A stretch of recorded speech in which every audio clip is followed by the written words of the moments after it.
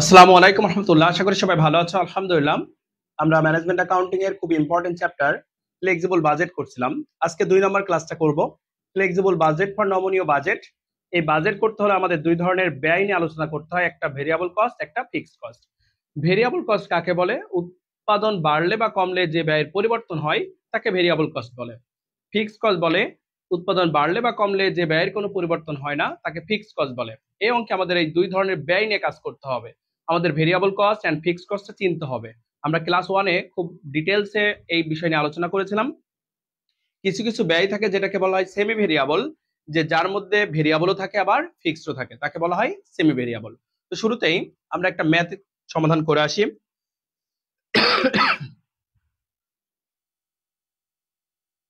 Problem 5, very very important একটা math. আজকের ক্লাসটা খুবই ইম্পর্টেন্ট ম্যাথ। 5 এবং 6 নাম্বার দুটি ম্যাথ করব আমরা। দুটো ম্যাথই very very important. A factory is currently working at 60% capacity. বর্তমানে প্রতিষ্ঠান 60% ক্যাপাসিটিতে উৎপাদন করে and produce 12,000 ইউনিট। প্রশ্নে 60% ক্যাপাসিটির জন্য তথ্যটা দেওয়া রয়েছে। মনে রাখবা, এই 12,000 ইউনিটের জন্য যেটা ফিক্সড কস্ট, এর থেকে বেশি উৎপাদন করলেও ফিক্সড কস্ট একই থাকবে, এর থেকে কম উৎপাদন করলেও ফিক্সড কস্ট একই থাকবে। কারণ ফিক্সড কস্টের সংজ্ঞায় বলেছি উৎপাদন বাড়লে কমলে ব্যয়ের কোনো পরিবর্তন হবে না। The cost structure given below, ব্যয় কাঠামো স্বরূপ নিম্নরূপ। ডাইরেক্ট ম্যাটেরিয়াল, তাহলে ম্যাটেরিয়াল খরচটা হইলো ভেরিয়েবল। উৎপাদন বাড়লে ম্যাটেরিয়াল বেশি লাগবে, উৎপাদন কম তো কম লাগবে, তাহলে এটি ভেরিয়েবল। এখানে টোটাল টাকায় দেওয়া আছে, গত ক্লাসে সব পার ইউনিটে দেওয়া ছিল। তাহলে এই যে 12,000 ইউনিটের জন্য খরচগুলো নিম্নরূপ, প্রত্যেকটাকে আমরা এই 12,000 দিয়ে ভাগ করলেই পার ইউনিটটা পেয়ে যাব। ডাইরেক্ট ওয়েজেস, এটাও ভেরিয়েবল। উৎপাদন বাড়লে মজুরি খরচ বাড়বে, উৎপাদন কমলে মজুরি খরচ কমে যাবে, তাহলে এটিও ভেরিয়েবল। পার ইউনিট বের করে নিতে হবে। 12,000 ইউনিটের জন্যই খরচগুলো দেওয়া আছে, যারই পার ইউনিট বের করব এই 12,000 দিয়ে আমরা ভাগ করে দিব। যারই পার ইউনিট বের করব 12,000 দিয়ে ভাগ করব। আসসালামু আলাইকুম। ও আমি তো ক্লাসে, তো হচ্ছে তোমার খালার নাম্বার একটু ফোন দাও, হ্যাঁ।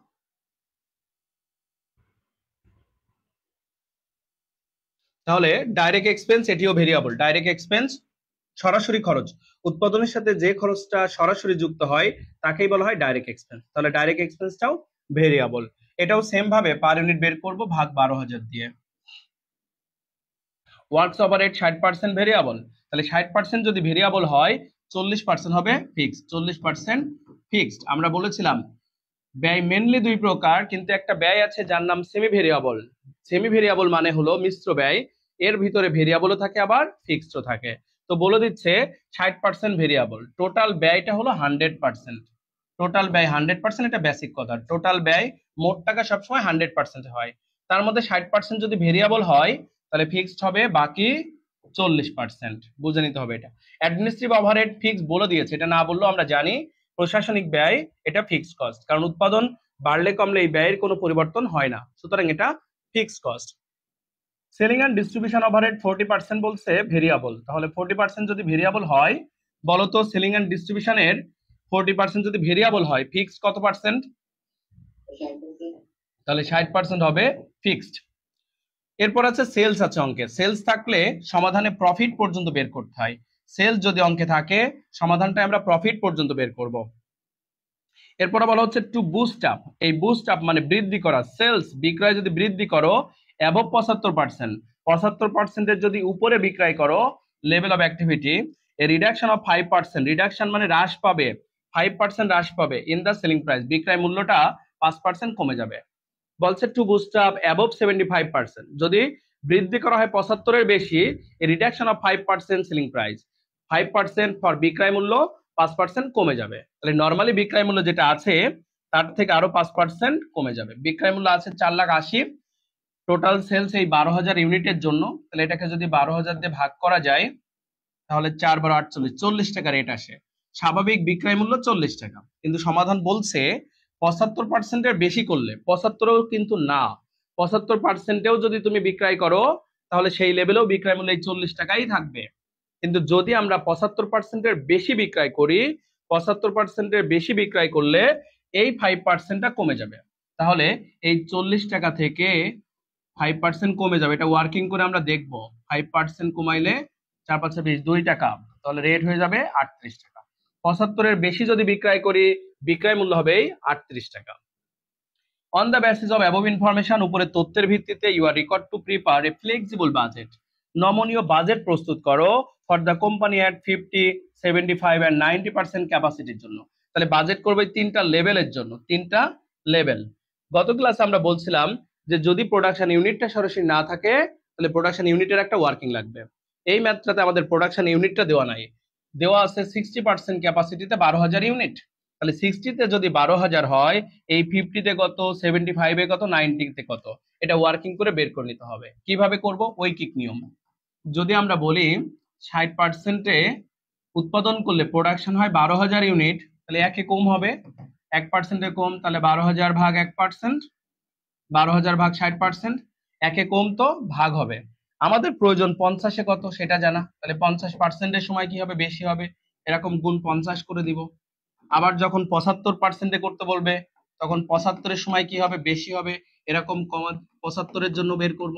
অলওয়েজ 60 দিয়ে ভাগ করব, যেটা বের করব সেটা দিয়ে গুণ করব। ঐকিক নিয়ম। 60-এর জন্য তথ্য দেওয়া রয়েছে, এখন বের করতে হবে 50-এর জন্য, 75-এর জন্য এবং 90-এর জন্য। তাহলে এই টোটাল অঙ্কটা পড়ে আমরা দেখেছি দুইটা ওয়ার্কিং এর প্রয়োজন। আমরা গত ক্লাসে বলেছিলাম নির্দিষ্ট কোনো ওয়ার্কিং নাই এই অঙ্কে, এটা প্রশ্ন দেখেই বুঝতে হবে। বলেছিলাম যে যদি কোনো খরচ বাড়াইতে বলে বা কমাইতে বলে তার ওয়ার্কিং, এখানে বিক্রয় মূল্য কমাইতে বলছে, তাহলে বিক্রয় মূল্যের একটা ওয়ার্কিং, প্রোডাকশন লেভেলটা দেওয়া নেই, ইউনিটটা দেওয়া নাই প্রোডাকশনের, সেই প্রোডাকশন ইউনিটের একটা ওয়ার্কিং। তাহলে টোটালে দুইটা ওয়ার্কিং করব। তাহলে শুরুতেই আমরা ওয়ার্কিং এ চলে আসি। শুরুতে আমরা প্রোডাকশন ইউনিটটা বের করে নিব। Production unit calculation, 60% capacity equal 12,000, তাহলে 50%-এ কত হবে? ঐকিক নিয়ম, 60-এ যদি 12 হয়, একে কত কম, 60 দিয়ে ভাগ হবে, আর 50-এ কত হবে? তাহলে গুণ 50, তাহলে 10,000 ইউনিটস। সেম ভাবে আমাদের 75%-এ কত হবে? তাহলে ফর 75%, 60 দিয়ে ভাগ হবে, 75 দিয়ে গুণ হবে, 15,000 ইউনিটস। সেম ভাবে 90%-এ কি হবে? 60 দিয়ে অলওয়েজ ভাগ হবে, ঐকিক নিয়ম, 90 দিয়ে গুণ হবে। বলো ওয়ার্কিং ওয়ান কি বুঝতে পারছো? এবার আমরা বিক্রয় মূল্যের একটা ওয়ার্কিং করব। তাহলে নরমালি বিক্রয় মূল্য কত এটা আগে বের করে, সেলিং প্রাইস পার ইউনিট, মোট বিক্রয় মূল্য 4,80,000, এই 12,000 ইউনিটের জন্য সকল খরচ এবং আয়টা দেওয়া রয়েছে, তাহলে 12,000 দিয়ে ভাগ করলে পার ইউনিটে 40 টাকা। দেন বলা আছে 75%-এর বেশি বিক্রয় করলে এই বিক্রয় মূল্য 5% কমে যাবে। তাহলে অ্যাবভ সেলস 75% ক্যাপাসিটি, দেন সেলিং প্রাইস 40 বিয়োগ 40-এর 5%, তাহলে 38 টাকা। নরমালি এই যে তিনটা লেভেল, 60%-এ যখন 50%-এ যখন বিক্রয় করব তখনও 40 হবে। এই 60-এর সময় বিক্রয় মূল্য আমরা বের করেছি, এই যে 40 টাকা, এটা সবার জন্য হওয়ার কথা ছিল, কিন্তু এখানে এই সমন্বয়টার কারণে চেঞ্জ হবে কিছু কিছু জায়গায়। তাহলে যখন 50%-এ আমরা বিক্রয় করব তখনও বিক্রয় মূল্য কিন্তু ওই 40 টাকাই থাকবে।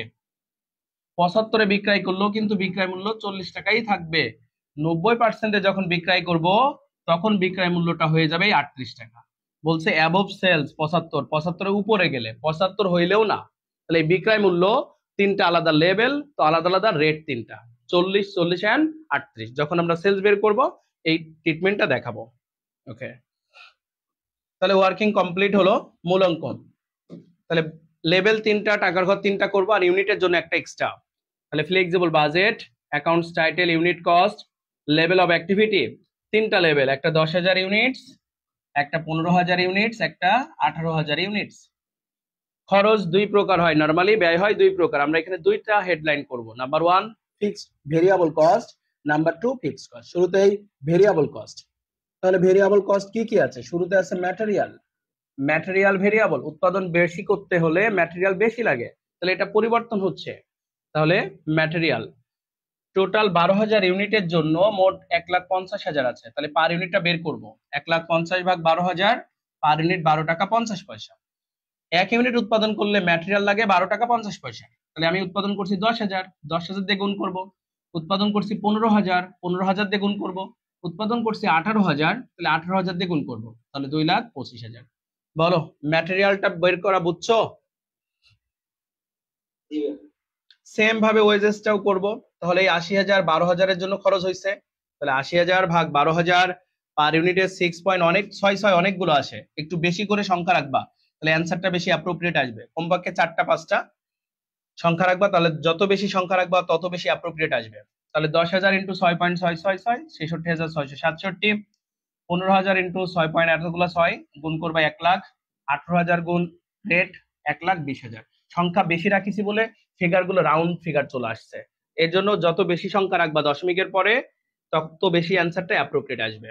তবে ৪টার কম রাখবা না, ৪টা থেকে শুরু করে এরপরে যা রাখতে পারো, ৪টা ৫টা ৬টা যা রাখতে পারো, ৪টার কম রাখবা না কখনোই। যখন ওই দশমিকটা দিয়ে সামনের দিকে আরো ক্যালকুলেশন করতে হবে, গুণের কাজ বা ভাগের কাজ, যোগ বিয়োগের কাজ হলে দুটো রাখলেই এনাফ, কিন্তু গুণ ভাগের কাজ হলে অবশ্যই সংখ্যা বেশি রাখবা, মিনিমাম 4 ডিজিট। ওকে, ডাইরেক্ট এক্সপেন্স এটাও ভেরিয়েবল, তাহলে ৪২,০০০ ভাগ ১২,০০০ 3.5, 3.5 দিয়ে প্রোডাকশন ইউনিট গুলো গুণ, ১০,০০০ গুণ ৩৫, ১৫ গুণ ৫২,৫০০, ১৮ গুণ ৬৩,০০০। আর কি আছে, ওয়ার্কস ওভারহেড আছে, 60% বলছে ভেরিয়েবল, তাহলে এখন 60% নিয়ে কাজ হবে। ওয়ার্কস ওভারহেড ২৬,০০০, এই ১২,০০০ জন্য খরচগুলো দিয়া, তাহলে ২৬,০০০ ভাগ ১২,০০০, ভেরিয়েবল পার্ট কতটুকু, 60% ইন্টু 60%, 1.3, সবারই গুণ করে দিছি, ১০,০০০ দিয়ে গুণ ১৩, ১৫,০০০ দিয়ে গুণ ১৯,৫০০, এন্ড ১৮,০০০ দিয়ে গুণ ২৩,৪০০। আর কি আছে, অ্যাডমিনিস্ট্রেটিভ ওভারহেড, এটা ফিক্সড, ফিক্সড বলেই দিয়েছে, না বললেও আমরা জানি, আমরা administrative overhead always fixed. Selling and distribution overhead 40% variable বলছে, তাহলে 40% ভেরিয়েবল, আমরা এখন ভেরিয়েবলের কাজ করতেছি, তাহলে ৩৪,০০০ 40%, ৩৪,০০০ ভাগ ১২,০০০ গুণ 40%, 1.13, অনেকগুলো 3 আসে, আমরা একটু বেশি রাখছি, 6টা রাখছি। ১০,০০০ দিয়ে গুণ করলে ১১,৩৩৩, ১৫,০০০ দিয়ে গুণ করলে ১৭,০০০, ১৮,০০০ দিয়ে গুণ করলে ২০,৪০০। আর কোনো খরচ নাই, যোগ টেনে দিব, টোটাল ভেরিয়েবলটা পেয়ে গেছি। ২ নাম্বার ফিক্সড কস্ট, ২ নাম্বার দিয়ে হেডলাইন হবে ফিক্সড কস্ট, স্থায়ী খরচ, তাহলে যেগুলা ভেরিয়েবলে বসে নাই এখন সবই ফিক্সডে বসে যাবে। তাহলে কি কি আছে শুরুর দিক থেকে, ওয়ার্কস ওভারহেড আছে, অ্যাডমিনিস্ট্রেটিভ আছে, আর এই সেলিংটা আছে। ওয়ার্কস ওভারহেড এটাকে বলা হয় সেমি ভেরিয়েবল, এটা দুই জায়গায় বসবে। তাহলে শুরুতেই ওয়ার্কস ওভারহেড টোটালে ২৬,০০০ টাকা দেওয়াই রয়েছে, টোটালেই লাগবে আমার ১২,০০০ জন্য যেটা ফিক্সড, অল লেভেলেই সেটা ফিক্সড। তাহলে ২৬,০০০ এটা বলেছিল 60% ভেরিয়েবল, তাহলে ফিক্স কত পার্সেন্ট, 40%। তাহলে ২৬,০০০ 40% করলে ১০,৪০০, প্রত্যেকটাই চলে যাবে। অ্যাডমিনিস্ট্রেটিভ ওভারহেড ৪৮ সবার, ফিক্সড কস্ট ১২ জন্য যেটা ফিক্সড, অল লেভেলেই সেটা ফিক্সড, ৪৮,০০০ সবার, অ্যাডমিনিস্ট্রেটিভ ওভারহেড ৪৮ সবার। সেলিং এন্ড ডিস্ট্রিবিউশন ৩৪ বলেছিল 40% ভেরিয়েবল, তাহলে 60% ফিক্স, সেলিং এক্সপেন্স 60% ফিক্স, ৩৪,০০০ রে 60%, তাহলে ২০,৪০০, ২০,৪০০, ২০,৪০০ যোগ করে দিব টোটাল কস্ট। তাহলে ১ যোগ ২ variable cost plus fixed cost যোগ করলে হয় টোটাল। এই যে ভেরিয়েবলের যে লাস্ট টোটাল পেয়েছি, এই টোটালের সাথে ফিক্সডের যে টোটাল পাচ্ছি, এই দুইটা যোগ করলেই ফাইনালি টোটাল কস্ট। অঙ্কে যদি সেলস থাকে সমাধানে প্রফিট পর্যন্ত করতে হবে, আর কমেন্ট করতে গেলে গত ক্লাসে বলেছিলাম প্রফিট রেট পর্যন্ত বের করতে হবে, তাহলে এখানে সেলস পর্যন্ত করলেই হচ্ছে। সেলস প্রতি ইউনিটের বিক্রয় মূল্য ওয়ার্কিং এ বের করেছিলাম ৪০ টাকা, বলা ছিল টু বুস্ট আপ অ্যাবভ 75%, যদি সেলসটা অ্যাবভ হয় ৭৫ বেশি হয়, রিডাকশন অফ সেলিং প্রাইস, বিক্রয় মূল্য রিডাকশন মানে হ্রাস পাবে ৫%, তাহলে ৫% বিক্রয় কমায় ৩৮ টাকা পেয়েছিলাম। কখন হবে, ৭৫ বেশি হলে, তাহলে এই ৫০ সময়ও বিক্রয় মূল্য রেগুলার বিক্রয় ৪০ টাকা, ৭৫ সময়ও রেগুলার বিক্রয় মূল্য ৪০, অ্যাবভ ৭৫ উপরে গেলে মনে করো ৭৬ হইলো, ৭৭, ৮০, ৮৫, ৯০, ১০০ যাই হোক না কেন, তখন হবে ৩৮ টাকা, তখন হবে ৩৮ টাকা। তাহলে এই ১০,০০০-এর সাথে ৪০ গুণ ৪ লাখ টাকা, ১৫,০০০-এর সাথে ৪০ গুণ ৬ লাখ টাকা, ১৮,০০০-এর সাথে ৩৮ গুণ ৬,৮৪,০০০ টাকা। সেলস থেকে কস্টটা বাদ দিলেই প্রফিট পেয়ে যাবো, লিখেছি ৪ বিয়োগ ৩, প্রফিট সমান sales minus total cost. Complete হলো, বলো মাহিন বুঝছো? ওকে, কোনো কনফিউশন থাকলে প্রশ্ন করবা, যতক্ষণ না ক্লিয়ার হবা, কনসেপ্টটা ফুল ক্লিয়ার না হলে পরীক্ষার হলে গেলে অনেক সময় ভুল হয়, ঠিক আছে? যত ক্ষুদ্র ক্ষুদ্র প্রশ্ন আছে করবা, কোনো সমস্যা নাই প্রশ্ন করতে, লজ্জা ভয় কোনো দরকার নাই। ওকে, নেক্সট নেক্সট ম্যাথে যাব।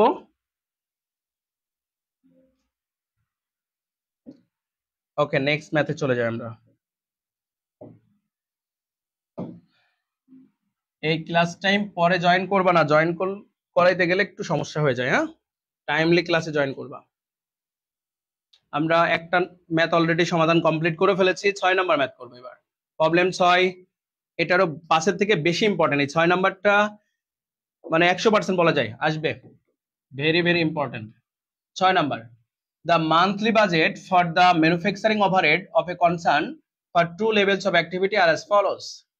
ক্যাপাসিটি দেওয়া আছে, বাজেটেড প্রোডাকশন 60% ক্যাপাসিটিতে 1200 ইউনিট, 100%-এ 2000 ইউনিট। তাহলে এখানে দুইটা লেভেল দেওয়া রয়েছে, ইনডাইরেক্ট ওয়েজেস 1200 আর 2000। টাকার ডিফারেন্স হলে সেটা ভেরিয়েবল হতে পারে অথবা সেমি ভেরিয়েবল হতে পারে। কারণ ভেরিয়েবলও টাকার পার্থক্য হয়, সেমি ভেরিয়েবলও টাকার পার্থক্য হয়। কারণ সেমি ভেরিয়েবলের মধ্যে কিছু পার্ট ভেরিয়েবল থাকে আর কিছু পার্ট ফিক্স থাকে। তাহলে এই যে ইনডাইরেক্ট ওয়েজেস, এটা ভেরিয়েবলও হতে পারে, সেমি ভেরিয়েবলও হতে পারে।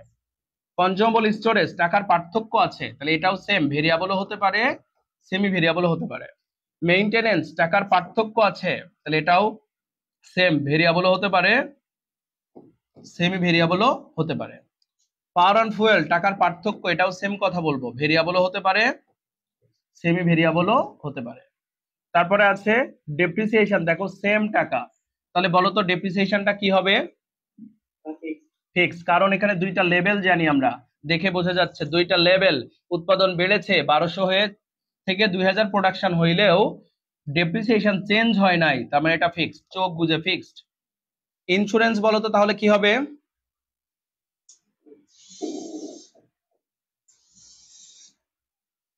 মিউট করে রাখো। ইন্স্যুরেন্সও ফিক্সড হবে, ইন্স্যুরেন্সও টাকার পার্থক্য হয় নাই, তাহলে ফিক্সড। তাহলে টোটাল 6টা খরচ আছে, আমরা দুইটাকে চোখ বুঝে বলতে পারি এটা ফিক্সড, ডেপ্রিসিয়েশনকে আর ইন্স্যুরেন্সকে বলতে পারি এটা ফিক্সড, টাকার পরিবর্তন হয় নাই। উৎপাদন বাড়লে কমলে যে ব্যয়ের পরিবর্তন হয় না তাকে স্থায়ী ব্যয় বলে। তাহলে এই দুইটা সেম ফিগার, দুইটা লেভেল আছে প্রশ্নে, দুইটা লেভেলে সেম ফিগার, দ্যাট মিন্স এটা ফিক্সড, এই দুইটা হলো ফিক্সড। রিকোয়ারমেন্ট 1 দেখো বলছে ইন্ডিকেট চিহ্নিত করো, মিউট করো, which of the items are fixed, variable and semi variable. কোন আইটেমটা ভেরিয়েবলে যাবে, কোনটা ফিক্সডে যাবে, কোনটা সেমি ভেরিয়েবলে যাবে, এটা ইন্ডিকেট করো, চিহ্নিত করো। তাহলে আমরা তো ডেপ্রিসিয়েশন আর ইন্স্যুরেন্সকে ক্যালকুলেশন ছাড়াই বলতে পারলাম যে এটা ফিক্সড কস্ট, কিন্তু এই উপরের চারটা ওয়ার্কিং এর দ্বারা বলতে হবে যে কোনটা ভেরিয়েবল, কোনটা সেমি ভেরিয়েবল। এর মধ্যে ফিক্সড কস্টের চান্স নাই, কারণ টাকার ডিফারেন্স আছে। ডিফারেন্স ফর ভেরিয়েবল হতে পারে বা সেমি ভেরিয়েবল হতে পারে, ভেরিয়েবল বা সেমি ভেরিয়েবল। তাহলে ওয়ার্কিং এর দ্বারা বুঝতে হবে। ওয়ার্কিং করে নিব শুরুতেই আমরা আমরা গত ক্লাসে একটা ওয়ার্কিং শিখেছিলাম যে ভেরিয়েবল কস্ট আর ফিক্সড কস্ট বের করা, সেম সূত্র দিয়ে। ভেরিয়েবল কস্ট পার ইউনিটের সূত্র চেঞ্জ ইন কস্ট ভাগ চেঞ্জ ইন প্রোডাকশন। এভাবে আমরা ওয়ার্কিং করে বুঝে নিব যে মোট খরচের যদি ফিক্সড খরচ থাকে, মোট খরচের মধ্যে যদি ফিক্সড থাকে তাকে বলবো ভেরিয়েবল, আর সরি ফিক্সড কস্ট যদি থাকে তাকে বলবো সেমি ভেরিয়েবল, আর যদি ফিক্সড কস্টটা 0 হয়ে যায় তাকে বলবো ভেরিয়েবল। আবার রিপিট করছি আমি, মোট খরচের মধ্যে যদি ফিক্সড খরচটা থাকে তাহলে আমরা বলবো সেটাকে সেমি ভেরিয়েবল, আর যদি ফিক্সড খরচ 0 হয়ে যায় তার মানে সে পুরোপুরি ভেরিয়েবল। তাহলে ওয়ার্কিং 1, শুরুতে রিকোয়ারমেন্ট 1 এর জন্য আমরা ওয়ার্কিং করে নিব variable indirect wages per unit. তাহলে variable indirect wages per unit, এই যে ইনডাইরেক্ট ওয়েজেস এর টাকা দেওয়া আছে 2000 আর 1200, চেঞ্জ ইন কস্ট ভাগ change in production, variable indirect wages per ইউনিটের সূত্র এটা। যে কোনো খরচের ভেরিয়েবল বের করতে হলে যদি দুটো লেভেল জানি আমরা, তার সূত্র এটা, চেঞ্জ ইন কস্ট ভাগ চেঞ্জ ইন প্রোডাকশন। তাহলে এই যে কার মান বের করছি, ইনডাইরেক্ট ওয়েজেস, এই বরাবর কত টাকা আছে, 1200 আর 2000 আছে। চেঞ্জ মানে পার্থক্য, তাহলে আমরা এখন লিখবো 2000 বিয়োগ 1200, চেঞ্জ মানে বড় থেকে ছোটটা বাদ দিতে হয়, তাহলে বলবো 2000 বিয়োগ 1200। চেঞ্জ ইন প্রোডাকশন, এই যে এটা হলো প্রোডাকশন, এটা কাকতালীয় ভাবে সেম তথ্য আছে, তো এটাও 2000 বিয়োগ 1200, ভাগ দিলে 1 টাকা হয়, তাহলে এটা ভেরিয়েবল পার ইউনিটে পাইছি। এখন বের করব ফিক্সড কস্ট, এটা টোটাল খরচ, এটাও টোটাল খরচ। ফিক্সড কস্টের সংজ্ঞা হলো উৎপাদন বাড়লে বা কমলে ব্যয় চেঞ্জ হয় না, তো যে কোনো একটা লেভেল ধরে করলেই হবে। এই মোট খরচ থেকে যদি ভেরিয়েবল খরচটা বাদ দাও ফিক্সড কস্ট পাবা, কারণ ফিক্সডে যদি 0 হয়ে যায় তাহলে এটা বলবো পুরোপুরি ভেরিয়েবল, আর ফিক্সডে যদি অ্যামাউন্ট পাও এটাকে বলবো সেমি ভেরিয়েবল। তাহলে ফিক্সড ইনডাইরেক্ট ওয়েজেস সূত্র total cost minus variable cost. তাহলে টোটাল কস্ট কেউ যদি এই 2000 লিখে তাও হবে, আবার কেউ যদি 1200 লিখে তাও হবে। 2000 যদি লেখে প্রোডাকশন নিতে হবে 2000, যেই লেভেল থেকে মোট খরচ নিবা প্রোডাকশনটা সেই লেভেল থেকে নিতে হবে। তাহলে ভেরিয়েবল কস্ট 1 ইউনিট উৎপাদন করলে 1 টাকা হয়, 2000 উৎপাদন করলে কত হবে ইনটু 2000, তো দেখো 0 হয়ে যাচ্ছে। কেউ যদি মোট খরচ এই 1200 নেয় তাহলে প্রোডাকশন নিতে হবে এই 1200, যে লেভেল থেকে মোট খরচ নিব সেই লেভেল থেকে প্রোডাকশন নিতে হবে। তাহলে 1200 ইনটু প্রতি ইউনিটের উৎপাদন ব্যয় 1 টাকা ইনটু 1 টাকা, এটাও নীল হয়ে যাচ্ছে। যেভাবেই করো না কেন সেম ফিগার আসবে।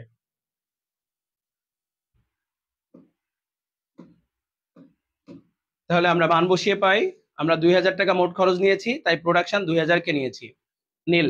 সেম নিয়মে কনজিউমেবল স্টোরেজ, যদি কারোর কোনো কনফিউশন থাকে একটু ওয়েট করি, এটার পরেরটা করালে কনফিউশন সব দূর হয়ে যাবে। এটা দুটোই সেম টাকা আছে তো অনেকের কনফিউশন হয়ে যায়, পরেরটা করলে আশা করি কনফিউশন ক্লিয়ার হয়ে যাবে। তাহলে কনজিউমেবল স্টোরেজ সেম ভাবে বের করব, variable consumable storage per unit, সূত্র আর লেখা লাগবে না, একই সূত্র বারবার লেখা লাগবে না, চেঞ্জ ইন কস্ট। তাহলে কনজিউমেবল স্টোরেজের খরচ কত আছে, এই যে 900 আর 1500, চেঞ্জ মানে বড় থেকে ছোট ভাগ, তাহলে 1500 বিয়োগ 900। চেঞ্জ ইন প্রোডাকশন, প্রোডাকশন তো আর চেঞ্জ হবে না কখনো, প্রোডাকশন তো বারবার এটাই থাকবে, তাই প্রত্যেকটা রিকোয়ারমেন্টের নিচে এই 2000 আর 1200ই বসবে। তাহলে পার ইউনিটে 75 পয়সা। তাহলে এখন ফিক্সডটা বের করব, ফিক্সড কনজিউমেবল স্টোরেজ, এই সূত্র টোটাল কস্ট মাইনাস ভেরিয়েবল। তাহলে টোটাল কস্ট আমি এই 1500 নিচ্ছি, যে কোনো একটা নিলেই হবে, 1500 মোট খরচ নিলাম, তাহলে প্রোডাকশন কত নিবা বলো তো, 2000, তাহলে 2000 ইন্টু 0.75, এটাও নীল হয়ে যাচ্ছে। দ্যাট মিনস এটাও পুরোপুরি ভেরিয়েবল, তাহলে ইনডাইরেক্ট ওয়েজেস এটা পুরোপুরি ভেরিয়েবল, কনজিউমেবলটাও পুরোপুরি ভেরিয়েবল। এবার দেখা যাক মেইনটেনেন্সটা, সেম ভাবে মেইনটেনেন্স ভেরিয়েবল মেইনটেনেন্স পার ইউনিট। তাহলে মেইনটেনেন্সের টাকা আছে 1100 আর 1500, চেঞ্জ মানে পার্থক্য বড় থেকে ছোট বাদ, 1500 বিয়োগ 1100। প্রোডাকশন কি চেঞ্জ হবে, প্রোডাকশন অলওয়েজ এই 2000 আর 1200ই থাকবে, 2000 বিয়োগ 1200 পার ইউনিট 50 পয়সা। সেম ভাবে ফিক্সডটা বের করব, ফিক্স মেইনটেনেন্স টোটাল ব্যয় আমি এই 1500 নিচ্ছি, তাহলে 1500 প্রোডাকশন নিতে হবে এই 2000, তাহলে 2000 পার ইউনিটে 50 পয়সা। তাহলে দেখো এখানে 500 টাকা হচ্ছে ফিক্সড কস্ট, তাহলে মোট 1500 টাকার মধ্যে 1000 টাকা হইলো, এই যে 2000 ইন্টু 0.50 করলে 1000 হয়, 1000 হইলো ভেরিয়েবল কস্ট, আর এই 500 থাকলো ফিক্সড কস্ট। তাহলে এই মেইনটেনেন্স কে বলবো আমরা সেমি ভেরিয়েবল, যেই খরচের মধ্যে কিছু পার্ট ভেরিয়েবল থাকে আর কিছু ফিক্স থাকে তাকে সেমি ভেরিয়েবল বলে, তাহলে এটার নাম হইলো সেমি ভেরিয়েবল। মেইনটেনেন্স কে কি বলবা, তাহলে সেম ভাবে পাওয়ার অ্যান্ড ফুয়েল, তাহলে variable power and fuel per unit, power and fuel বরাবর আছে 1600 আর 2000, তাহলে 2000 বিয়োগ 1600, প্রোডাকশন ইউনিট তো চেঞ্জ হবে না, অলওয়েজ এই 2000 আর 1200 হবে, 2000 পার ইউনিট 0.5। সেম ভাবে ফিক্সডটা বের করব, তাহলে আমরা মোট খরচ এই 2000 নিচ্ছি, 2000, তাহলে প্রোডাকশন নিব এই 2000, তাহলে 2000 ইন্টু 0.5 তো 1000, যেটাই নাও না কেন অ্যান্সারটা একই আসবে। যদি আমি একটি মোট খরচ 1600 দিয়ে দেখাই দিই, মোট খরচ নিলাম 1600, তাহলে প্রোডাকশন নিতে হবে 1200, তাহলে 1200 ইন্টু 0.5, তাহলে 1200 ইন্টু 0.5 করলে হয় 600, তাহলে 1600 থেকে 600 বাদ দিলে এই সেই 1000। দেখো সেম ফিগার, কখনো চেঞ্জ হবে না, কারণ সংজ্ঞায় তাই বলে উৎপাদন বাড়লে কমলে ব্যয়ের পরিবর্তন আসবে না। বলো কনসেপ্টটা ক্লিয়ার কিনা এই বিষয়ের? ওকে, তাহলে আমাদের টোটালে খরচের নাম ছিল 6টা, ইনডাইরেক্ট ওয়েজেস এ পুরোপুরি variable, consumable storage variable, maintenance এটা semi variable, power and fuel এটা সেমি ভেরিয়েবল, ডেপ্রিসিয়েশন আর ইন্স্যুরেন্স এর কি ওয়ার্কিং করে বোঝা লাগবে, যেটা কি এটা চোখ বুলে বোঝা যাচ্ছে, চোখ বুঝে বোঝা যায় এটা ফিক্সড। দুইটা লেভেল দেওয়া রয়েছে, উৎপাদন বাড়ছে কমছে ব্যয়ের কোনো পরিবর্তন হচ্ছে না, এটা স্থায়ী ব্যয়। স্থায়ী ব্যয় এর সংজ্ঞাটাই বলি উৎপাদন বাড়বে কমবে ব্যয়ের কোনো পরিবর্তন আসবে না, দ্যাট মিনস এটা ফিক্সড কস্ট।